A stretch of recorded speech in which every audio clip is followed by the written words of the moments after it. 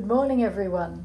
Well, this morning we are delighted to be interviewing Les King.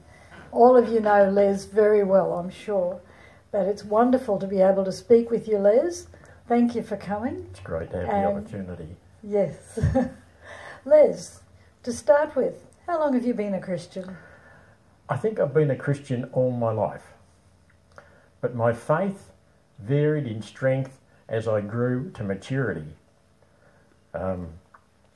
Mum and Dad were caretakers in the Church of Christ in Melbourne, and the manse was in the roof, and I think that was the closest I'd got to heaven for quite a few years.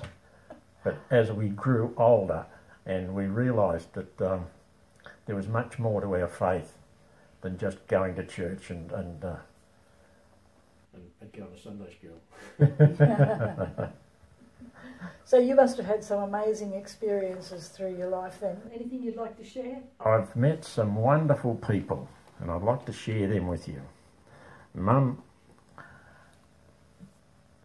they're not significant events, they're just significant people. And my mum was only 4'11", she was only a little tacker, but she was full of love and she made a great impression on me in so many ways.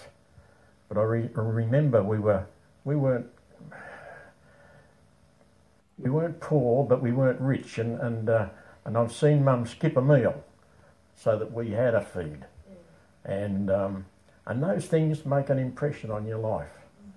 And I had we called her Auntie, although she wasn't really related, but she was a very, very, very close friend, and she had a restaurant in the Vic Market, and she would go to work. She'd get to work at 5 o'clock every morning, and she'd boil up a big billy of pure milk and make milk coffee, and she'd put that at the back door. And the winos and the dropouts would come down, and she'd have a mug with it naturally, but they would come down and scoop out a cup of hot coffee every morning. And she stood 10 feet tall as far as I was concerned. She used to make me a cup of espresso coffee, and then put over the top of it, she'd put clotted cream. Oh. And you drink the coffee through the cream, and I can still very, very clearly remember that coffee and the clotted cream.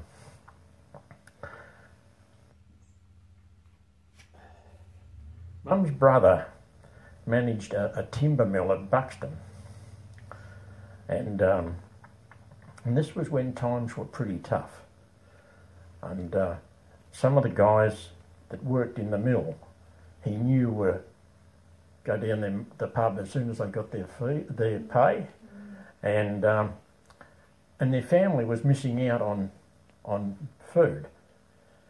So he gave them a portion of their pay and took the rest home to their wives, and he said, I knew that they had full bellies after that.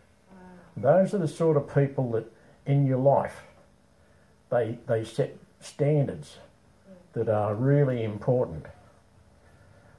And I remember I worked for Lane's Motors in Melbourne. They had 90 odd mechanics on the staff, so it was a big place. And it could get very impersonal. But we had a line of cars. There was 4 lines of cars coming into the garage every morning, and the receptionists used to book them in, and they had drivers to drive them out again. One morning, C.B. Coles, who was G.J. Coles' brother, pulled into the drive in his Chrysler Imperial, and it was really something. They were obviously very wealthy, but one of the checkers, or receptionists raced down along the cars and said, "What can we do for you this morning, Mr. Coles?" And Mr. Coles looked up the line and he said, "I think those people were before me." He wasn't looking for any privileges at all. He was just a down-to-earth person. And so those are the sort of people that impressed me. And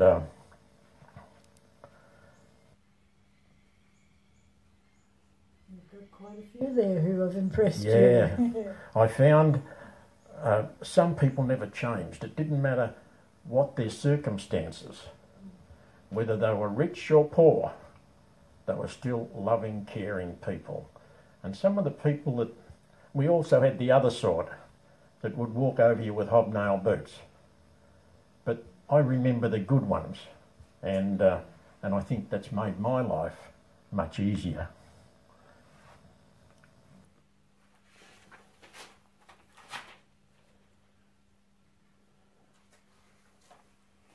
One more to go? Yes. Jesus has confirmed these values. Though he was rich, he beggared himself and went to the cross, that we might be rich. And that's always been in the back of my mind, that, you know, no matter how far you seem to go on this earth, that's the example that we follow. And my favourite Bible passage is 1 Corinthians 13, 4-7. Oh, I've got to find this now.